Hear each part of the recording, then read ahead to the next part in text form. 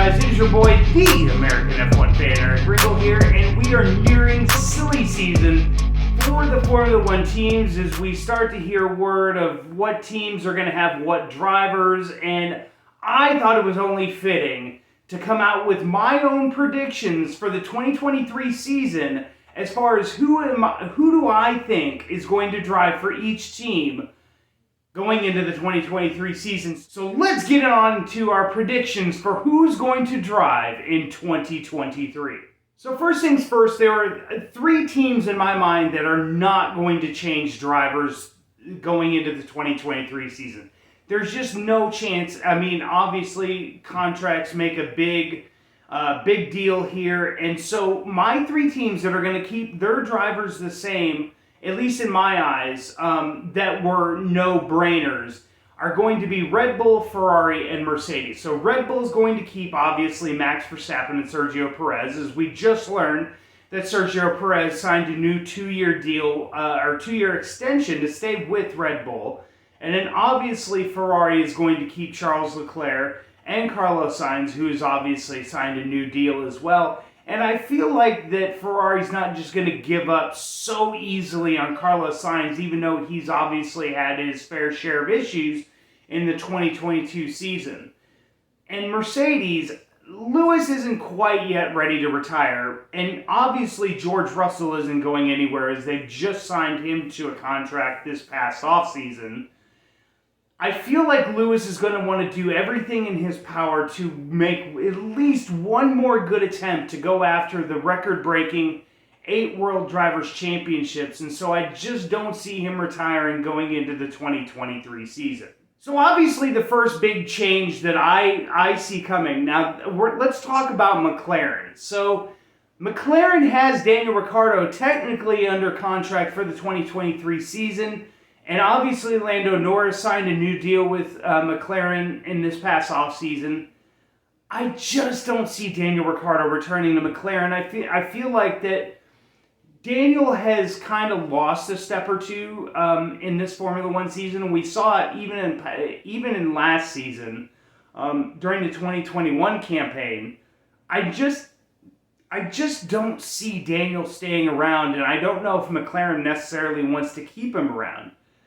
So, my drivers for the 2023 season for McLaren are Lando Norris and Pato O'Ward, who's going to make the move from IndyCar over to Formula One. And now that's been the talk this past offseason is, who is going to be the first big, IndyCar driver to make the move to Formula One.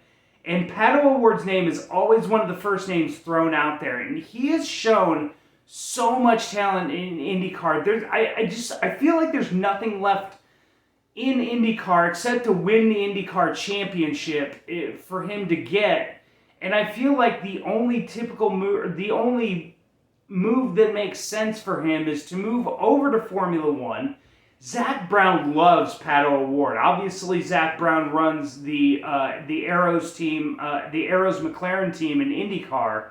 And he has seen so much talent from Pato O'Ward that I feel like that he wants to get him over into the Formula One side and wants to start, pushing him as a potential talent. And you've kind of seen the writing on the wall a little bit with some of the ways that Zach Brown talks about Daniel Ricciardo and, vice versa, and Daniel Ricciardo saying certain things about Zach Brown.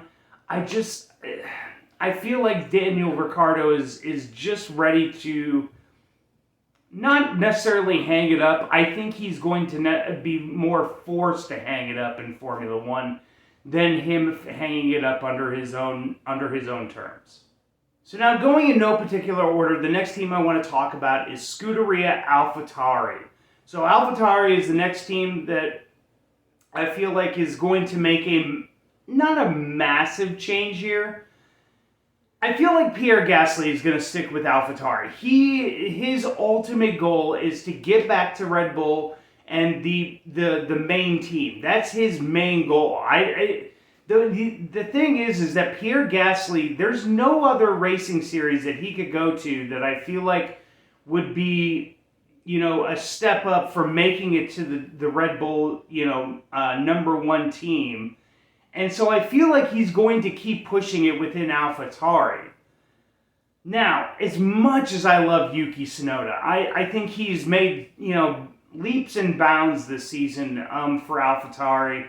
He has shown how great of a driver he is. But the only reason that Yuki Tsunoda was even at AlphaTauri to begin with was because Honda was still in Formula One. And now with Honda pulling out and now basically Red Bull running their own, power units and their powertrains, so it's now known as Red Bull powertrains, I don't see why they keep Yuki Tsunoda going for another season.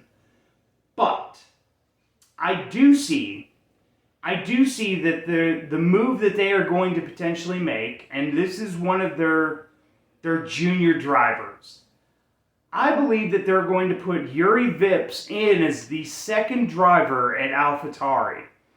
Juri Vips has shown a lot of talent in Formula 2. He has moved up the ranks from Formula 3 into Formula 2. He is literally a top, championship contender in Formula 2 this season. They're wanting to get him ready. Pierre Gasly, really, if you think about it, Pierre Gasly and more along the lines of Juri Vips is going to be the future of Red Bull racing once, your Max Verstappen's, your Sergio Perez's, and even your Pierre Gasly's, move on from Formula 1. The likes of Juri Vips, Liam Lawson, those guys are going to be the future of Red Bull racing, and so you need to start getting them that Formula 1 experience now, and this is probably the best opportunity that you have to get Juri Vips into a Formula 1 car and let him learn not only from Pierre Gasly, but obviously as a Red Bull junior team, you're going to be able to learn from the likes of Sergio Perez and Max Verstappen and be able to really, dive into Formula 1 the way you want to and not have that much pressure put against you. So now going into the 2023 season, talking about Alpine racing. So, Fernando Alonso is getting up there in age. He's going to be 43 years old. He's now set the record for the longest, basically, F1 career. But he is not re-signed for the 2023 season, and I don't feel like Alpine is going to bring Fernando Alonso back. I feel like that they've got a really good thing with Esteban Ocon. Don't get me wrong. I think he's going to be the future of that team. But I think the bigger future of that team is going to be his teammate for 2023, and that is going to be Oscar Piastri is going to take the other seat besides Esteban Ocon going into 2023. It's a no-brainer for Alpine. I don't feel like Alpine would want to let him go anyplace else. When I'm recording this video, there are already rumors that, that there's going to be an announcement very soon that Oscar Piastri will race for Williams in the 2023 campaign. But if I'm Alpine, do I really want to, let my, basically wunderkind go to another competitor in Williams racing? Yes, Williams is not as competitive as they would have liked to have been this season, but Oscar's the future of Formula 1. I mean, he's won championships in every category that he's entered in. Formula 3, he entered in as a rookie and won the championship there. Did it again in F2 last season. Basically is now listed as the reserve driver for Alpine, McLaren, you name it as a team. They've named Oscar Piastri as a reserve driver, and I just don't feel like Alpine's going to want to lose that potential talent to another team like a Williams and, potentially cost them points. And Esteban Ocon has shown that he can now win races. Yes, he did it in Hungary. Fernando Alonso was able to, block off Lewis Hamilton long enough for him. But Esteban showed that he's got the mental fortitude to be able to win races at Alpine. And, like I said, Oscar Piastri making that step up to Formula 1, I can see this. There is no ceiling to the amount of talent that Oscar Piastri has.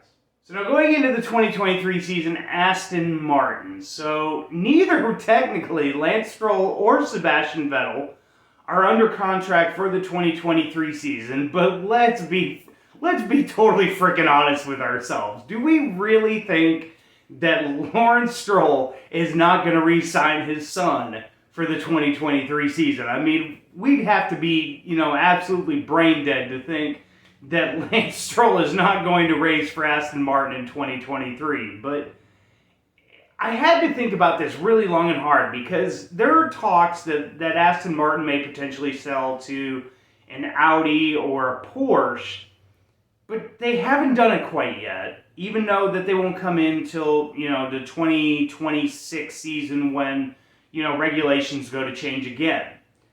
But with Aston Martin, this is one of those ones that, there's so many different drivers that they could put in here. But I feel like there's one in particular that they may stick in this seat. And I feel like that they may only stick him in this seat because they feel like that Lance may be able to beat him in the long run if you're gonna look at stats throughout the season in the head-to-head competition. I feel like that they think Lance will be able to beat this guy, which I don't see it that way. I think this is a really good driver, and I think it may end up backfiring on him. But my other driver for Aston Martin is going to be Nick de Vries. So he has gotten, and I'm not going to say he's gotten stuck in Formula E, but I feel like Nick de Vries wanted to race in Formula 1 first and foremost. When obviously that seat wasn't going to open up for him in Formula 1, he took some can consider, the next best thing, which is to move to Formula E, get some years underneath him. He's won races off the bat in Formula E, and so he's shown the definite talent there. I mean, he's even shown that talent at Williams in the free practice sessions that he's been in so far this season. I just feel like that he's shown enough talent to be able to finally get a seat in Formula 1. And like I said, I feel like that Lawrence Stroll is going to think, oh, well, my son's been in Formula 1 for years now. He's obviously going to be able to beat Nick de Vries and, look like the superstar that I think he can be in Formula 1. But I think that's going to backfire on him, and I think Nick de Vries is going to be the leader there at Aston Martin. So now moving on to Williams Racing. So obviously, and I've said it in tons of videos, and I'll say it again, there is no way in 2023 that Nicholas Latifi is one of the drivers at Williams. Maybe a reserve driver, I doubt that very highly. I think Alexander Albon stays. Now, there's just nowhere for him to go at Red Bull. I mean, he's still associated with the Red Bull Junior program, and he's still associated with Red Bull in general. I just don't think there's anywhere for him to go necessarily at Red Bull right now. So I think Alexander Albon's going to take one seat. And I think the other seat is not going to go to Roy Nissany. That's where I think a lot of Williams, fans will think that Williams is going to go because Roy Nissany has, taken, some free practice sessions, has gotten in there, not necessarily, set the world ablaze as far as, being a potential future Formula One, superstar. But there is one guy within the Williams Junior program that I feel like, as long as he keeps up the really good season that he's having in Formula 2, I have no doubt in my mind that he'll raise up and go into Formula 1 next season. And that is the American Logan Sargent. Now, I've been watching some F2 races here and there, and I've got to admit, I didn't know about him at first before I started watching some of these races. But Logan Sargent has quietly been starting to build up his resume little by little. Had a really good race weekend at Baku in the sprint race and in the feature race. Really good weekend there. He's been consistent there in Formula 2. He started off a little bit slow in the first race, but he's started to pick it up. He's starting to become consistent in the top 10. I feel like that, if Williams is going to have a youth program, Logan Sargent is the perfect person to stick in this seat besides Alexander Albon. Alexander has shown so much talent, and he's in the Red Bull program. So why not have an American youngster who, you're going to raise up into Formula One? Why not have him learn from Alexander Albon and really get him, the experience that he would need in Formula One, so that, once Alexander, moves on from Formula One or moves on from Williams, you've got a guy that can already step into that number one slot. So my drivers for 2023 in Williams are going to be Alex Albon and Logan Sargent. Now moving on to Alfa Romeo. This is another one of those ones that I had to think a little bit harder about, because obviously Valtteri signed on for 2023, but I was trying to figure out who I thought was going to take over, or who I was going to take the other seat besides Valtteri Bottas. And here's the thing, is I know Theo Pourchaire is basically slated for that seat. As a Sauber Junior driver, he is literally slated for that seat. And I get it. Great talent, showing it in Formula 2. He's shown it in Formula 3.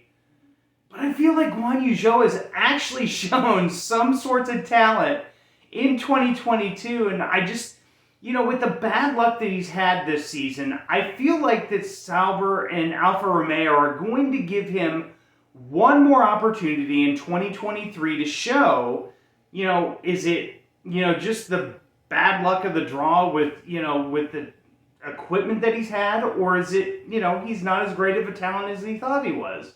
So I feel like Alfa Romeo is going to go with the pairing for one more season of Valtteri Bottas and Guan Yu Zhou. Now moving on to my team, my number one team, my team in my heart, it's Haas Formula 1 team. So obviously Kevin Magnussen and Mick Schumacher have been the drivers at Haas this season, and Kevin Magnussen has made an absolute, I can't imagine, if Formula 1 has a category for comeback driver of the year, I can't imagine there's any other driver that wouldn't win this other than Kevin Magnussen.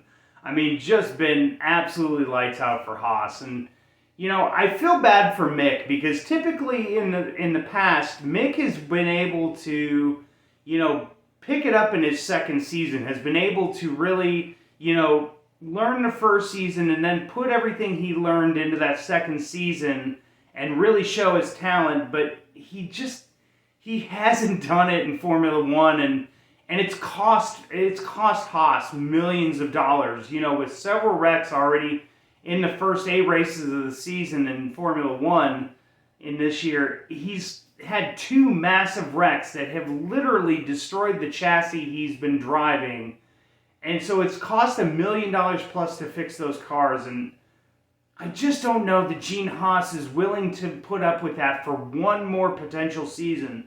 Yes, Mick Schumacher is a name. His dad, Michael, is basically one of the godfathers of Formula 1, but as much as Gene Haas would love to have that kind of a name on his team, I just don't know that Gene wants to deal with another season of potentially losing millions just in the chances that Mick wrecks, in 2 or 3 races throughout the 2023 season. So, unfortunately, I see Mick leaving Haas Formula 1 team, but this is a name that, the name that's going to take over for him was also a name that had been thrown around after Nikita Mazepin was released from his Haas Formula 1 contract.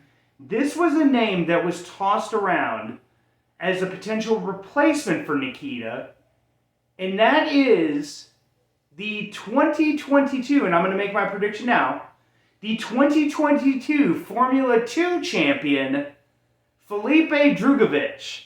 He is going to make the jump into Formula 1. There's really no seats for him in Formula E, where it would be the next potential logical step. If you're thinking, Formula 2, where's my next big step? It would either be Formula 1 or Formula E. There's really not a seat for him there, but there is a seat for him in Haas Formula 1, and he's shown so much this season. He's been able to come from the back of the field. He did it just this past weekend in Baku, and even in Monaco, he was able to make, runs from the back of the field up to the front. And this is a guy that would do an absolute wonder learning from Kevin Magnussen. you've seen some of the Formula 2 races where Felipe has been able to, kind of throw his elbows out there a little bit and really mix it up. And if there's anybody to possibly learn that from even more and get really, really good at it, Kevin Magnussen would be the perfect teammate. So I'm sorry to say Mick's going to go, but I would actually like to see Felipe and Kevin Magnussen team up. So now that leaves us with the drivers that are leaving Formula 1 in 2023. So obviously we have Fernando Alonso. As much as I would love to keep him around in Formula 1, he's 43 years old, and so he is pushing up there in age. And obviously with the team he's at, you have such a young, amazing, potentially once-in-a-lifetime talent in Oscar Piastri. I just can't foresee that they would keep Fernando Alonso around. Then you have Daniel Ricciardo leaving McLaren. I feel like that may be the end. He may make the move to IndyCar. Could potentially see it. He loves it in America, and I think IndyCar is becoming more and more of a, destination for Formula One drivers or drivers that, may not have been able to make it in Formula One, but can move over to the States and really show their talent over here in IndyCar. Then Sebastian Vettel, who obviously I think is one of the most amazing Formula One champions of our time. I think he's another one of those guys that you could definitely see making the move to IndyCar, give it a couple years, kind of race over here, see how he likes it, and maybe, if he wins a championship over here or races with one of the top teams and gets a couple wins, then you could see him retire from auto racing altogether. Nicholas Latifi, gone from Formula One. I don't know who even picks him up. Maybe a team in Formula E. I'm a little bit hesitant on who would even want to sign him as a driver or even as a reserve driver. Williams isn't going to keep him around. He's really got no, allegiance to a certain team. He's not a paid driver. So, he's a pay driver. That's it. I just don't see where he goes from here. But there are two drivers that I foresee that are going to stay in Formula One to a certain extent, and they're going to become reserve drivers. And so those drivers are going to be Yuki Tsunoda and Mick Schumacher. I think Yuki stays on. I have a feeling he's going to go to Red Bull and act as their reserve driver, because obviously Juri Vips is basically the fill-in reserve driver for the Red Bull top team.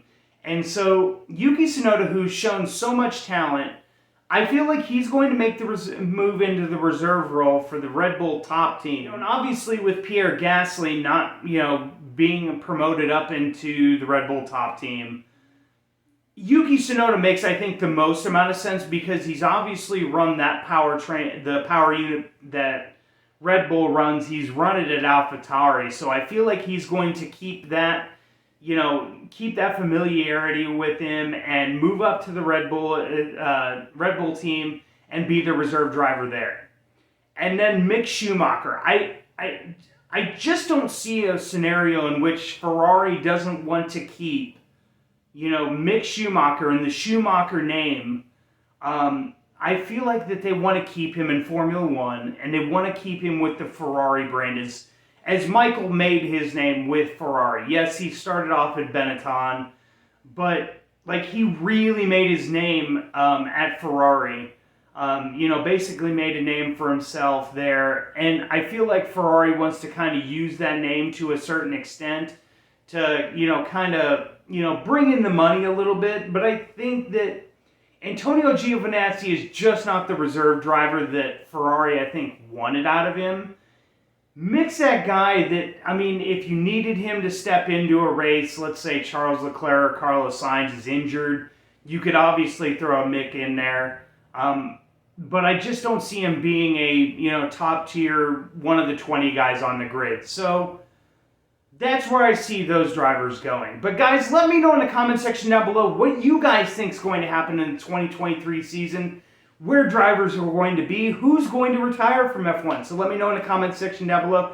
Guys, slap a like on this video for more weekly, daily Formula One content. So much of it is coming out throughout the season. And guys, Subscribe if you guys are new for more weekly Formula One content. Putting out race previews, race recaps. Got so many more videos lined up for you. But guys, for the American F1 fan, I'm Eric Ringgold, signing off.